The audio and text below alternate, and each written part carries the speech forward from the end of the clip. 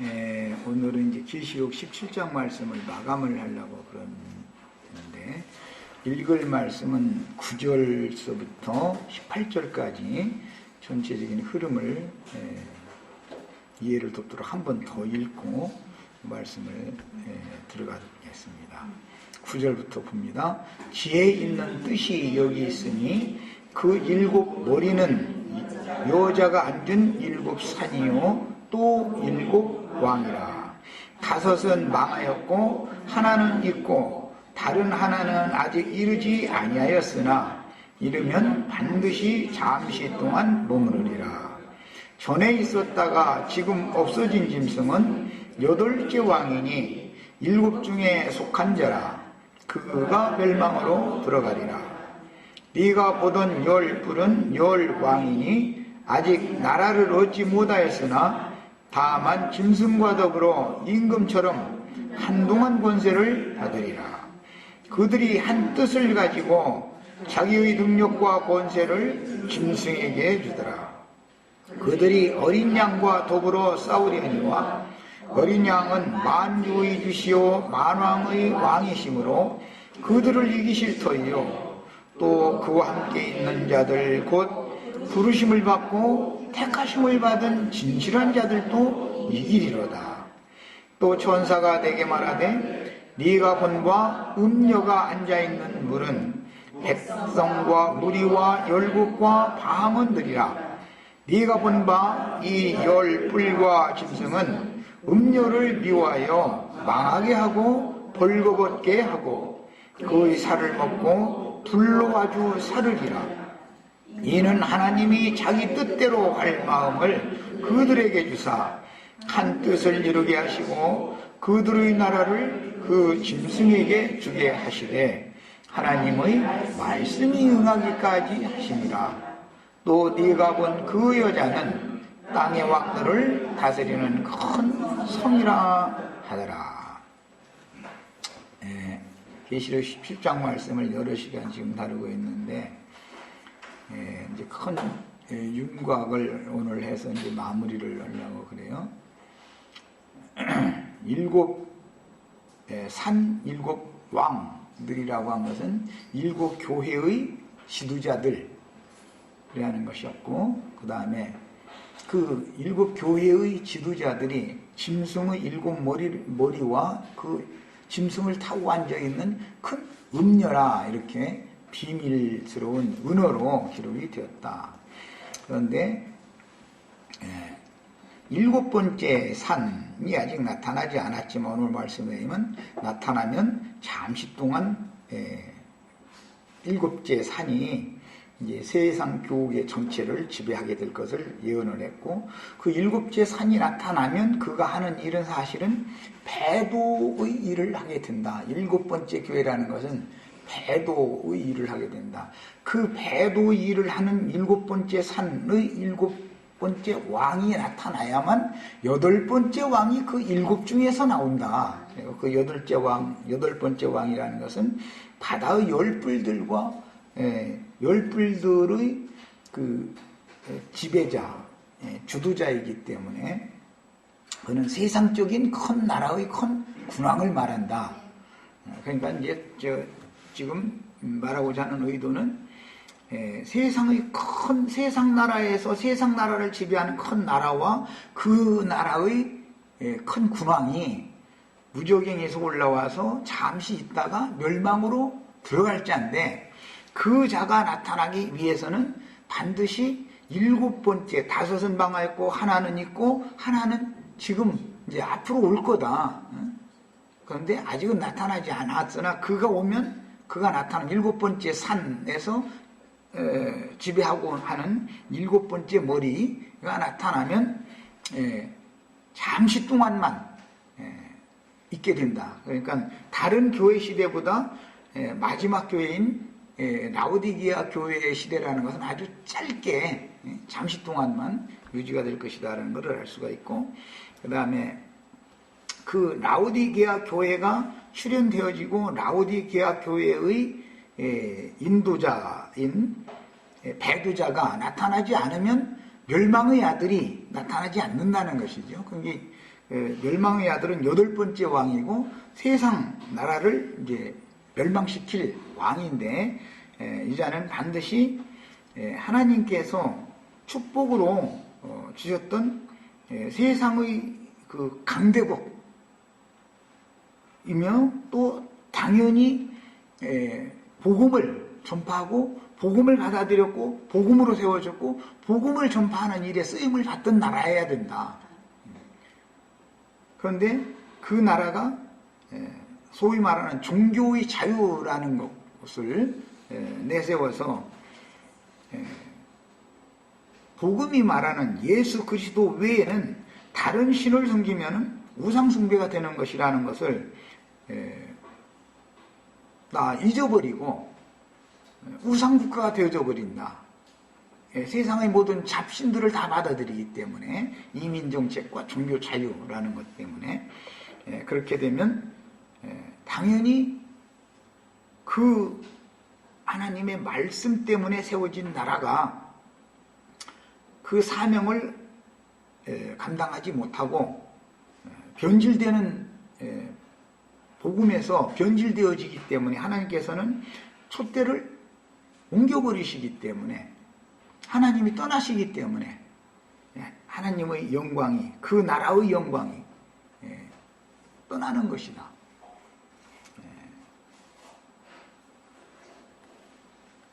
오늘은 거기까지는 읽지 않았지만 이따 읽어야 되겠다. 다니엘서에 보면 그 8번째 왕은 바다와 거룩한 산 사이에 자기의 장막군전을 세우게 될 거고, 그렇게 될 때 호련히 멸망이 임한다 그랬어요. 그러니까 마지막 교회 시대의 마지막 때, 이방인의 때 끝에 하나님께서 힘을 실려줘서 그분이 말씀을 맡긴 제사장 나라의 사명을 맡은 어떤 나라가 강대국으로 축복을 받았다가 갑작스럽게 멸망해버리는 때가 온다는 것이죠. 그럼 언제 그러면 멸망할 거냐? 가장 강하고 권세가 있고 영광이 극에 달했을 때, 바다와 거룩한 산 사이에 장막궁전을 짓고 이제 이 온 우주 천하가 다 내 것이다 라고 하는 그런 관념을 가진 어떤 큰 군왕이 나타나서 하늘 높은 줄을 모르고 기고만장을 할 때, 그때가 바로 멸망하는 때다. 이제 이런 것이 다 예언이 되었고 예언대로 되는 겁니다.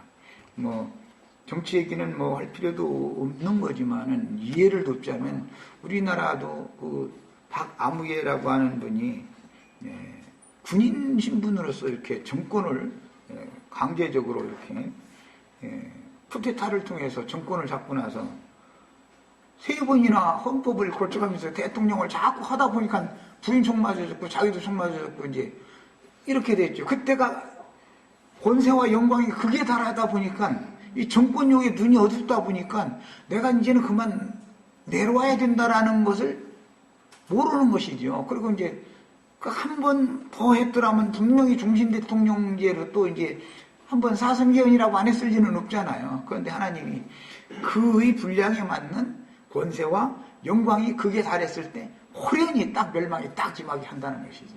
이런 것이 이게 조금만 우리나라에서 보는 이치가 이런 것처럼 세계를 경영하는 것도 마찬가지다. 느부갓네살 왕이 모든 것이 바벨론 왕궁에서 이렇게 거닐면서 보니까 어마어마한 모든 것들을 다 이것을 내가 이루었다. 그렇게 할 때 하늘에서 미치게 하는 신이 들어가지고서 짐승의 마음이 딱 임하더니 뭐 들판으로 가서 뭐 밤이슬 맞아가면서 뭐 풀을 먹었대나 뭐 했대나 뭐 이렇게 되고, 하나님께서 그에게서 영광을 거두시고 떠나가 버린 건 사람이 짐승의 마음이 딱 들어버리더라는 거잖아요.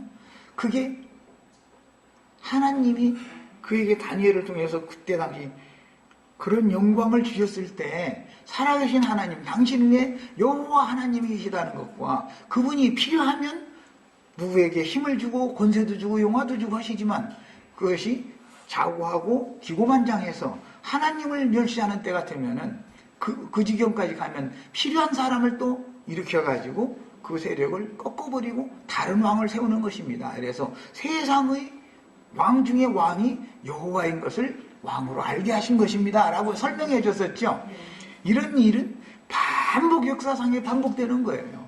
그건 뭐 개인적으로 우리 가정에서도 마찬가지일 수도 있죠. 이제 우리가 뭔가 똘락똘락 잘 되면은 나중에 점점 막 힘들고 어려울 때는 막 죄어가면서 막 말씀 읽고 기도하고 너무 눈물 돌리고 막 은혜가 넘치고 그러다가 뭔가 쏠락쏠락 돼가지고서 하면은 지나가는 사람들 너무 힘들게 살고 그러는 거 보면은 사람이 인생을 잘못 살았구만. 엊그제 우리나라 뭔가 뭐 65세가 넘었는데 뭐 나라에서 뭐 20만 원씩인가 얼마를 준다는 약속을 기다리고 있다면 그거 잘못 산 것이다 해가지고 지금 시끌시끌하더만 보니까 자기는 뭔가 그 높은 자리에 올라갈 수 있도록 뭔가 쏠락쏠락 됐으니까 그런 소리를 하지 죽으라고 일을 하고 열심히 살았는데도 어려운 사람이 있죠. 그런 사람들을 불쌍히 할 줄 모른다 이거예요. 왜? 자기가 그걸 해봤어야 알지. 그러니까 그런 소리를 그냥 풀쩍풀쩍 해대는 것이죠. 그렇게 되면 그 사람 대해서는 영화가 있었을지 모르지만 모르지 앞으로 몇 년 후에 또 뭐 좀 만든 소리면 쫄딱 망해가지고 너 맛 좀 봐라. 네 입으로 그렇게 저주 뽑으서는 말이 너한테 한번 당해봐. 너 하나님 이렇게 하시려고만 뭐 얼마든지 할 수 있어요. 또 그 후대에 가서 그 사람의 자식이나 손자대 가서 그냥 뭐 자기가 비방하던 그런 사람들로 떨어질 수도 있는 것이고. 그래서 모든 사람은 하늘과 땅과 물들의 근원을 만드시고 그분의 뜻대로 운영하시는, 경영하시는 창조자, 조물주, 그분을 경외하는 것을 알아야 되는 것이고 사람이 변질되지 말아야 되는 것이지. 상황이 좋아지게 하나님은 복을 주기를 원하시니까 상황이 좀 나아지게 만들어 놓으면 사람이 내가 언제 그랬느냐 하는 듯이 엉뚱한 신에게 붙잡혀가지고 그럴 수가 있다는 것이죠. 이건 뭐 우리 시제들한테만 하는 얘기가 아니라 나 자신에게도 능히 그럴 수가 있는 것이고, 먼저 모든 사람에게, 개인에게도 작은 나라에도 전 세계에도 똑같이 하나님은 공의롭게 그분의 일이 공의가 집행된다. 이것을 꼭 배우셔야 되겠어요. 자, 오늘 읽을 말씀은 열왕기상 11장에서 보겠습니다.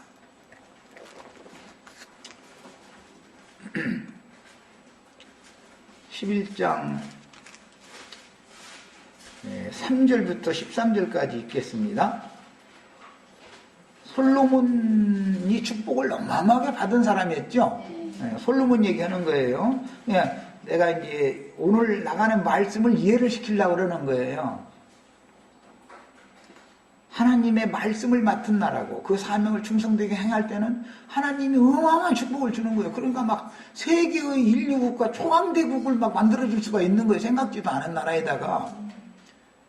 그것은 전도를 열심히 하고 복음을 전파하고 모든 국민들에게 어린 아이들로부터 학교에서부터 예수 그리스도가 누군가, 그분이 참 하나님이라는 것을 가르치는, 그때는 하나님이 막 복을 쏟아붓는 거예요. 그런데 법을 자꾸 바꿔. 이제 그래가지고 꼭 예수만 믿는 것만을 하면은 안 된다. 종교의 자유가 있기 때문에 어떤 거 한 가지 종교만 가르쳐서는 안 된다. 이제 이렇게 바꿔져 버리죠. 그럼 뭐예요 지금? 모든 잡기들과 여호와 하나님을 동일한 위치에 올려놓는다. 그 말이 되는 것이죠. 이렇게 되면 하나님의 영광은 떠나버린다 이거예요. 하나님 촛대가 떠나버린다. 교회도 마찬가지예요. 어중이 띠중이에서 많은 사람들이 모이는 그런 대회로 모이는 그런 교회를 실행하다 보면 솔로몬이 처첩이 1000명이나 됐어요. 무슨 뜻이에요? 많은 사람들이, 신자들이 많이 모이는 교회를 세웠다 그 말이지. 오늘날은 대형 교회를 세운 거예요. 그랬더니 거기에는 웬갖 잡기들이란 잡기는 다 모이는 거예요. 의중이 뜨중이가 다 모이는 거예요.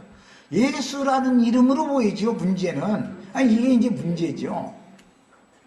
그러면은 하나님이 더러운 귀신이 모이는 그 악령들의 옥을 심판할 수밖에 없다. 지금 이 얘기를 하는 것이 창세기 시작에서부터 계속 반복되는 말씀인 거예요. 자, 이제 읽어나가겠습니다.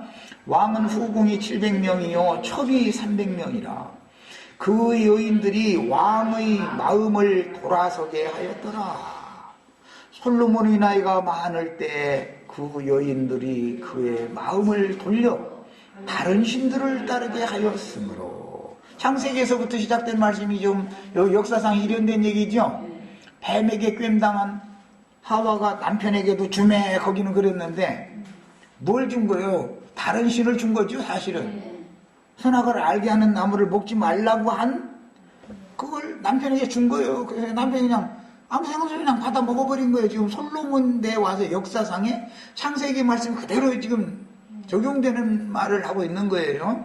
이것이 오늘 우리가 계시록 17장, 18장으로 넘어가는 말씀에서 완성적인 말씀이 그렇게 완결된다는 걸 이해를 시키려고 여기를 지금 읽는 거예요.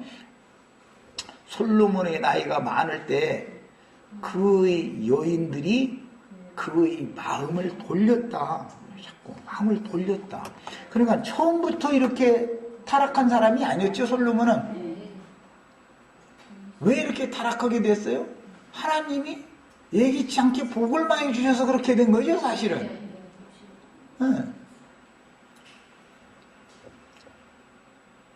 다른 신들을 따르게 하였으므로 왕의 마음이 그 아버지 다윗의 마음과 같지 아니하여. 이 말은 달려갈 길을 마치고 믿음을 끝까지 지키는 신실한 신앙을 지키지 못했다 이거예요.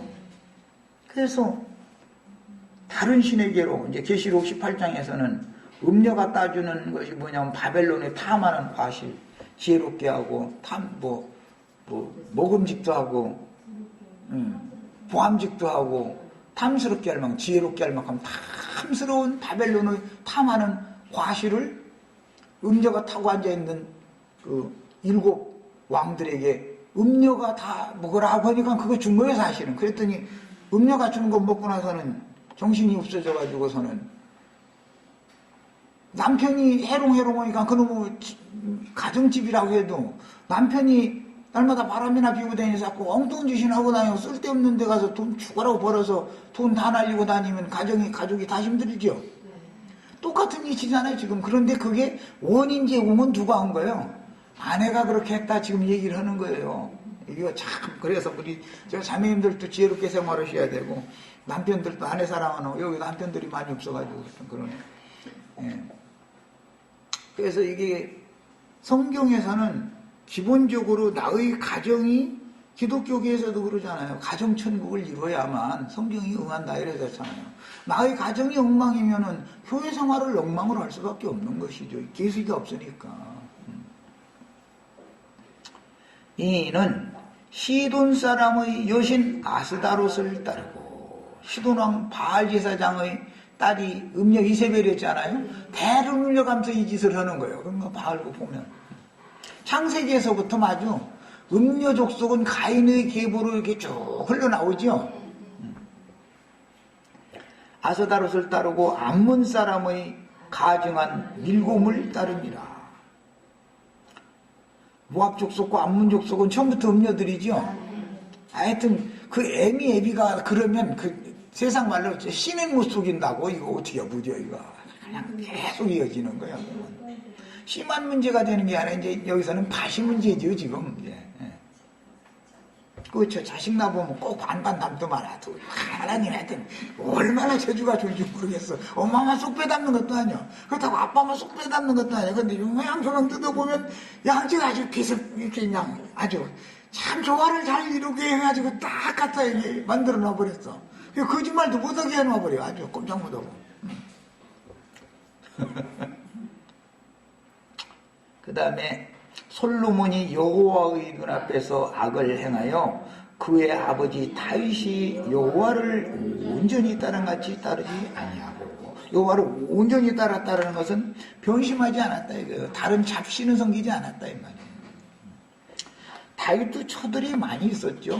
그렇지만 여호와만 섬겼잖아요. 다윗은. 그것이 다르죠. 처들의 말을 안 들어준 것이죠. 그러니까 이것이 다르죠. 솔로몬은 사람, 여자가 이렇게 그냥 막 뭐라고 말하셨다면 그냥 마음이 흔들려 버리거든요. 여자가 1000명이나 되니, 야, 참 복잡했을 것 같아. 아주, 문자적으로 봐도 여자가 1000명이나 되니 얼마나 힘들겠어, 인생이. 이 여자 만나면 이거 요구, 저 여자 만나면 저거 요구 할 텐데. 이것은 이제 상징이지요. 천이라는 완성수, 완전수, 충만수를 사용해서 대형교회를 이룬 것을 상징하는 말이죠. 그런데 대형교회라는 것을 해서 교회 생활을 실행을 하다 보니까 완전히 부산 자갈치 시장, 군사는 해망동 어물시장 아주. 거기, 그런데 가면 전부 그냥 젖도가지 냄새가 그냥 젖도가지가 있어가지고, 그냥. 그래서 나는 이제 우리는 수가 비록 적어도 많으면 좋지만, 뭐 꼭 적어야 된다는 것을 전제로 하는 건 아니지만, 많으면 좋지만, 진실하고 순전한 그 신앙을 지키는 처녀의 그 신앙인들이 소수가 모일지라도 신앙의 정조를 잘 지키는 모임을 실행을 해야 된다라는 것을 하다 보니까 손님이 사실 그러다 보면 손님이 안 와. 그냥 이 사람도 좋고 저 사람도 좋고 가는 아저씨 아주머니 다 와라 막 이런 식으로 자꾸 전도만 한다고 사람만 불러모으는 것에만 혈안이 되다 보면은 솔로몬이 처첩이 천이라 된 것처럼 천이라는 것은 꼭 문자대로 솔로몬이 뭐 진짜 뭐 1000명 있었겠죠. 그러니까 이렇게 기록이 됐겠지. 그런데 여자가 1000명이면 누가 누군지 얼굴 좀 나는 몰라볼 것 같아. 그 누가 누군지 어떻게 알아? 왕궁에 여자들이 그냥 많은데 그게 누군지 어제 만나서 저기 왕궁 내실에 들어왔었던 여자인지 그놈 뭐 알긴 하겠어. 천이나 되면. 이렇게 많은 대회로 모이는 예배당에서는 목사도 성도들 개개인 사실 몰라요. 모릅니다. 몰라 그냥. 그래서 사람들은 어중이 찌증이들이 그런 것을 그런 대형 교회를 왜 좋아하느냐면 왔다 가는지 안 왔는지 헌금을 내는지 안 내는지 간섭 받을 필요도 없고 알지도 못하니까 그냥 잠깐 가서 슬쩍 하고서 자기 혼자 이렇게 신앙생활 왔다리 갔다리 하는 사람들이 그게 모이는 거거든. 그게 우리처럼 몇 명 안 되면 저기다 다 써붙여놨으면 이달에 무지를 안 내면 더 내야지 어떻게 할 거야. 꼼짝부터지 저건. 그래서 그런 것이 귀찮아하는 사람들이거든 사실은. 그러니까 일방적으로 의문은 하지 않고 요구만 하는 사람들의 모이게 마련이다 이거예요. 그런 사람들이. 이런 것을 상징하는 거예요. 이게 교회 생활이라는 것은 대회로 모이면은 저주가 임한 거예요. 그걸 알아야 되는데 나처럼 말씀 전하면은 그러나도 손님 없는 데가 되고 나처럼 말씀 전하면 대회가 모여지겠어요 이거? 예수님도 그래서 많은 무리한테는 비유로만 말씀하셨나요? 비유로만. 솔로몬 시대의 그 여자들에게는 진리를 솔로몬이 하나님께 받은 것을 비밀한 것을 은밀한 것을 가르칠 수도 없어. 여자가 1000명이나 되니 이놈의 걸 뭐 어떻게 그것을 하겠어. 그냥 정상적인 부부 관계가 아니죠. 이거는 상징이에요. 그러니까 또 기독교계에서는 또 이 구절 읽어가면서 솔로몬을 축복하니까 저첩이 천이나 됐는데 그 사람들 다 먹고만 살라도 얼마였겠냐고 막 이래가면서 하나님이 내게 살렸겠지 그거야 뭐. 그런데 마귀도 다른 교훈을 아담에게 다른 교훈을 가르치는 사역을 하게 하면 가인의 후예들이 더 큰 성을 세우는 건 가인의 후예들이 세우지 아벨의 후예들이 무슨 큰 성을 세워. 이런 이치를 너무 오늘날 기성교계 사람들이 모른다 이거야 지금. 그러다 보니 17장 18장에 가서 큰 성 바벨론이 멸망하고 이런 얘기를 하면은 세상에 로마교 기독교계가 이렇게 강성한데 망하겠느냐고 막 이래가면서 소설책이나 나온다 잃어버리고 앉았고 소설책이나 나오는 게 아니요. 하나님은 큰 바벨론 나라라도 헬라 나라라도 로마 나라라도 다 어디서 어디까지만 참고 기다려주시고 죄악의 정수리까지 딱 차면 쓸어버리는 거예요. 이게 하나님이 하시는 일인 것을 믿으시길 바라요. 이게 안 믿어지면 계시록 말씀 나눌 필요도 없는 것이죠. 하나님 말씀에는 무너졌다 큰성 바벨론이다 해놨는데도 그런 일이 있겠느냐, 어떻게 기독교가 무너지느냐, 그거 소설책이나 나오는 일이다 막 이러고 나오면은 이거는 보통 문제가 아니에요. 말씀을 모르면 가만히 있는 게 나아. 그래서 모르면 말씀을 직접 받은 사람이, 계시를 받은 사람이 가르치는 말씀을 끝까지 들어보고 나서 뭐 이러쿵저러쿵 하든지 해야 되는데 중간에 그냥 한두 소리 해서 이러면은 망하면 혼자 망하느냐까지는 뭐 자기 영혼 망하는 거야. 뭔 상관에서 엉뚱한 영혼까지 끌고 가서 함께 지옥불에 들어가니까 이게 나는 안타까워서 자꾸 얘기했었는데 근데 이제 사람들은 좋게 어찌 또 그러니? 아이가 이거 참 사람 환장해 아주. 이야 정말 참 너무너무 답답해 아주. 내가아니면 서로 말을 그때 안 해도 남편이 아내가 지금 뭘 원하는지 알아야 되잖아.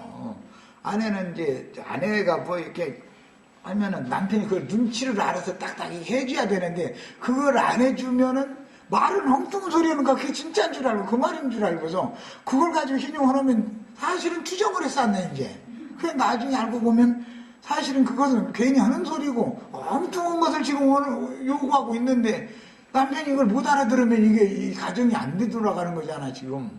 남편처럼 직설적으로 얘기를 해야 되는데 여자는 그렇게 안 했거든. 뱅뱅 걸리고 사실은 요것을 원하는데 저쪽에 빙빙 걸리는 얘기 그냥 이래버리거든. 그거는 정상적인 부부가 아니잖아. 아내가 눈을 어떻게 뜨고 뭐 문을 어떻게 닫고 이게 다 그러면 벌써 문 닫는 소리만 들어봐도 아 지금 뭐가 틀어졌다 좋다 뭐 이게 딱 와야 되는 것이거든. 그러니 1000명이나 되니 이걸 어떻게 다 솔로몬이 혼자 이걸 다 감을 잡겠어 이거.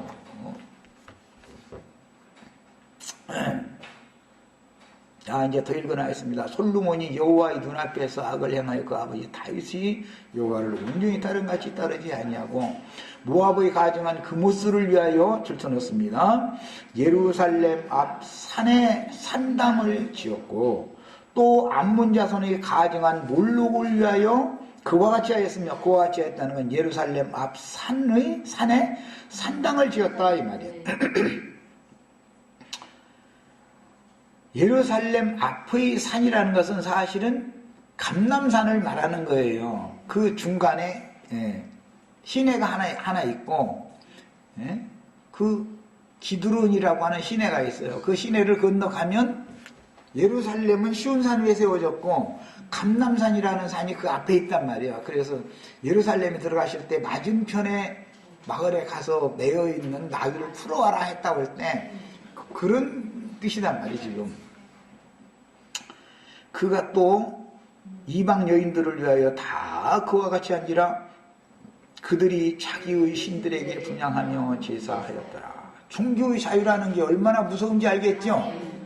여기서는 종교의 자유를 허약했다 이렇게 현대어로 되어 있지 않아요.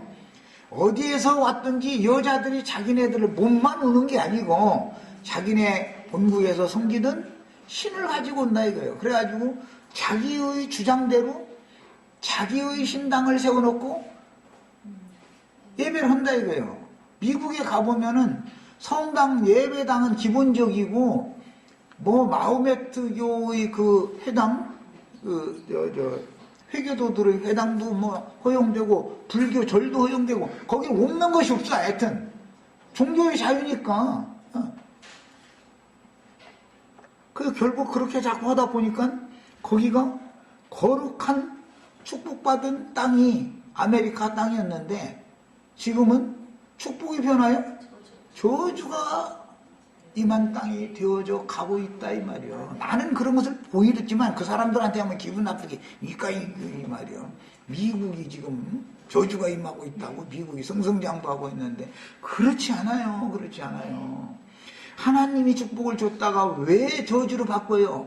우상숭배 때문에 그러는 거예요. 어디서 데려왔든지 자기 신을 가지고 와서 같이 섬기는 거예요. 그런데 그걸 다 허용을 해준 게 누구예요? 솔로몬이 그랬죠?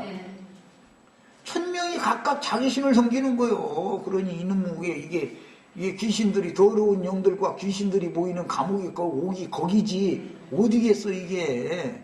이 말을 한 거예요. 야, 솔로몬이 마음을 돌려 그러면은 한 번 더 돌려가지고 여호와께로 돌려야 되는데,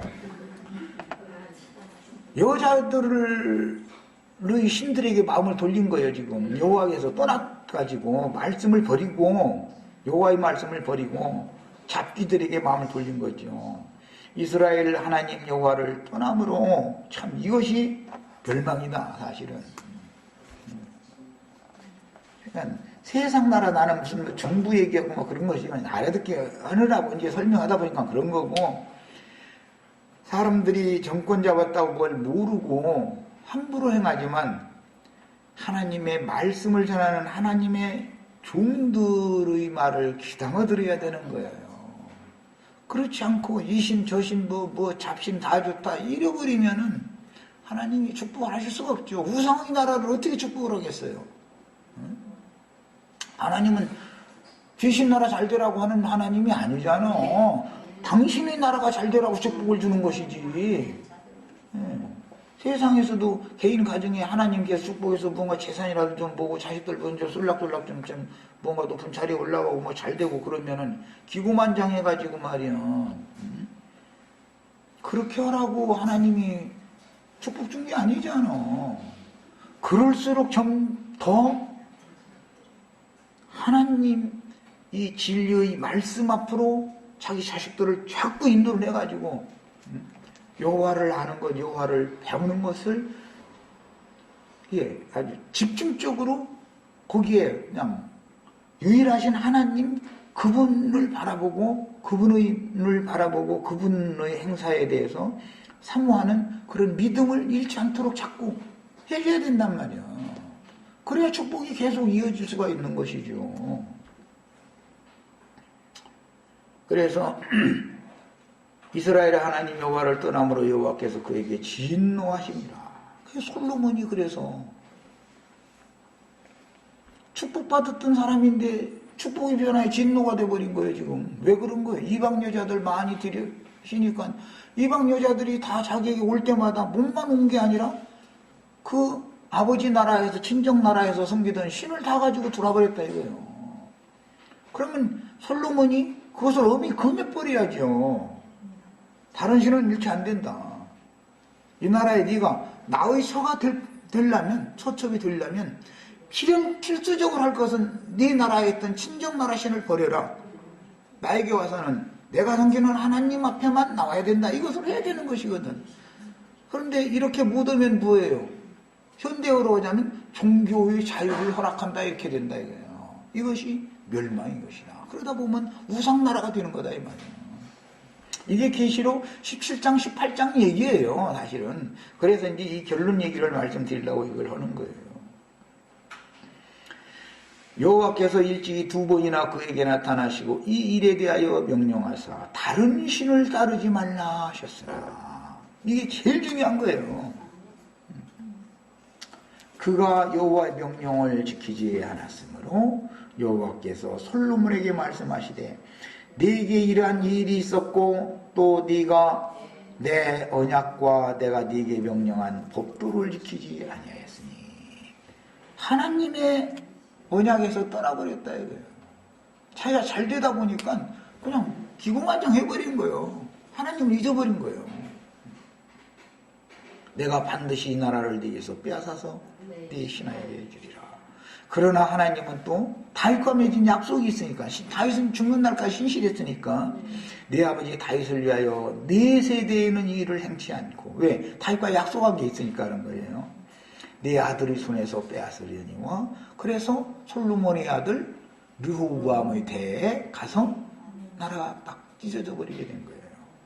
오직 내가 이 나라를 다 빼앗지 않냐고 내 종 다윗과 내가 택한 예루살렘을 위하여 한 지파를 네 아들에게 주리라 하셨더라.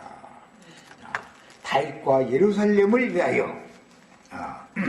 여기 이제 잘 마음에 담아두시고, 첫 아담과 뱀에게 미혹당한 여자가 거하는 옛적의 에덴 동산 땅의 낙원은 계시록에서는 아시아에 있는 7교회로서 땅의 교회다 이거예요. 땅의 교회. 음녀와 음녀의 7머리들이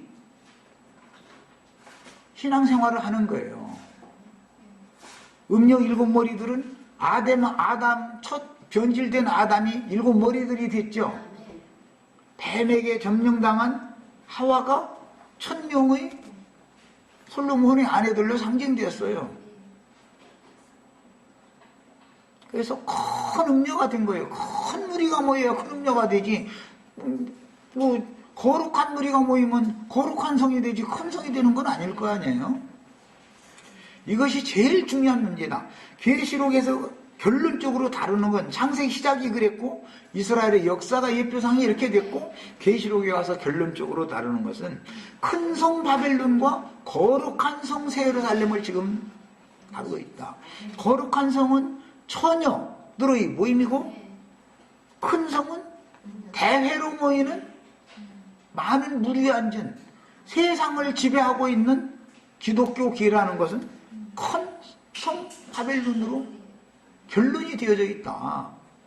그러면 거룩한 무리들, 처녀 무리들은 궁극적으로는 주수가 되어져서 하늘의 시온산에 세운 거룩한 성 새 예루살렘에 들어가서 어린 양의 신부가 된다라는 걸 지금 말하는 거예요. 이것을 말하고자 하는 거예요. 그러므로 땅의 에덴 동산이라는 것은 원래는 복받은 곳이었죠. 거기가 먹기에도 좋고 보기에도 좋고 부족함이 없던 곳이었어요. 그러나 뱀이 들어와서 여자를 먼저 미혹하고 여자를 통해서 하나님의 말씀을 받았던 그 말씀으로 자기 아내를 가르치고 치고 해야 되는 사명이 있었던 아담이 타락하고 변질되고 보니까 그 에덴 동산에는 저주가 임했다고요. 주님의 교회라는 것은 원래 주님이 세운 교회인데 거기 주어지는 건 너무 당연한 것이죠. 그런데 주님의 교회가 에베소, 소모나, 보가모, 두아디라, 사대, 빌라델비아, 라우디게아까지 이 7교회는 아시아에 있는 7교회다 그랬지만 초대교회 때부터 시작해서 주님의 재림식까지 교회의 전 상황을 지금 말해놓은 건데 이것은 땅의 교회다 이거예요. 땅의 교회. 땅의 에덴 동산이다. 교회라는 건 에덴 동산을 말하는 거니까 교회가 낙원이죠. 교회가. 세상 나라와 교회라는 건 그래서 다른 거니까. 그런데 땅의 교회는 당연히 변질되어지고 타락한다 이거예요. 특징은 뭐냐? 솔로몬 왕에게 처첩이 1000명이나 됐다. 대형 교회가 되는 게 특징이다. 대형 교회가. 대형화돼. 그 대형화되어진 교회 속에는 어중이 뜨중이가 다 들어있는 거예요. 이것을 아셔야 돼. 솔로몬 나라에는 처음에는 여호와신만 섬겼어요. 솔로몬을 축복한 분은 여호와 하나님이지 시드왕의 아스타롯이라든지 암몬 족속의 밀곰이라든지 모압 족속의 그모스라든지 이런 신들이 솔로몬을 축복한 게 아니잖아요. 그 전부 잡신들이지. 그런데 하나님이 솔로몬을 축복하고 나니까 잡신들을 받아들이겠다. 그건 무슨 뜻이요? 여자가 솔로몬에게 시집을 오면서 자기 친정 나라의 신을 가지고 들어왔다 이거예요. 그럼 그것을 허용을 하지 말아야 된단 말이에요. 솔로몬은. 그런데 종교의 자유를 실행했다 이거예요. 이것은 현대 용어고 그때 당시로는 그 신들 어디서 왔든지 다 그냥 자기 나름대로 신을 섬기에 놔두고 특히 예루살렘 앞의 산에다가 음녀들의 신전을 이거 이 신전 저 신전 그냥 다 지어줘 버리는 거예요. 그래서 그 산 이름이 뒤에 멸망산이 됐어요. 열왕기하 23장 13절 읽겠습니다. 이제 열왕기하 23장 13절.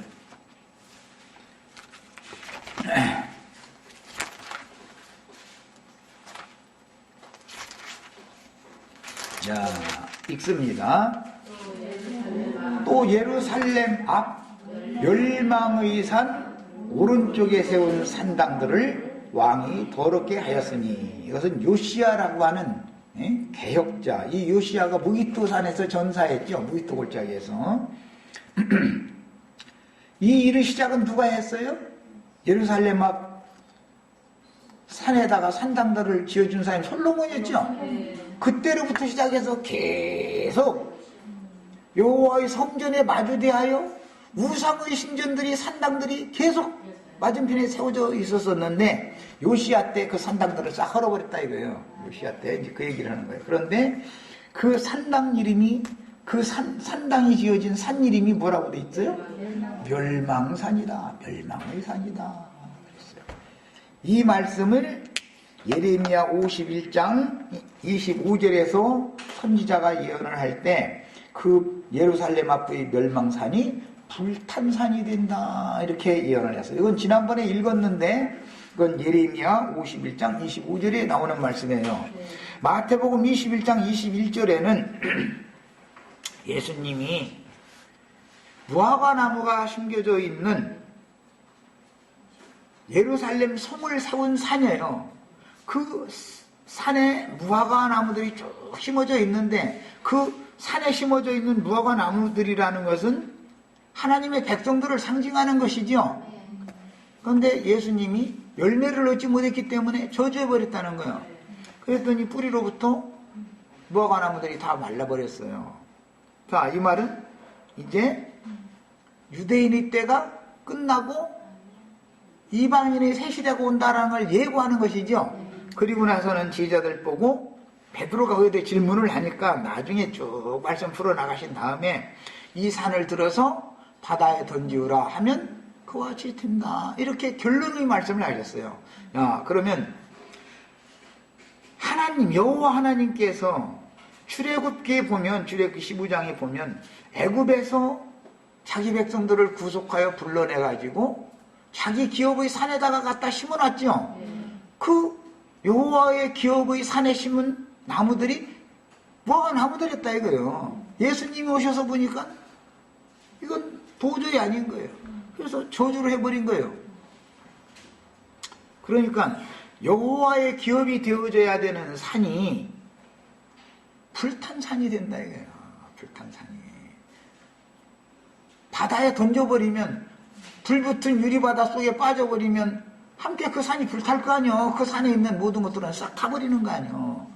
이것이 성경이 말하는 상징적인 표현들이다. 계시록 17장에 음녀가 7산 위에 앉았다 그랬는데, 그 음녀가 앉아있는 산이라는 것은 결국 멸망산이요, 불탄산이요, 바다, 불붙은 유리바다 속에 던져져서 함께, 세상과 함께 심판받아 버릴 산이 되는 것이다.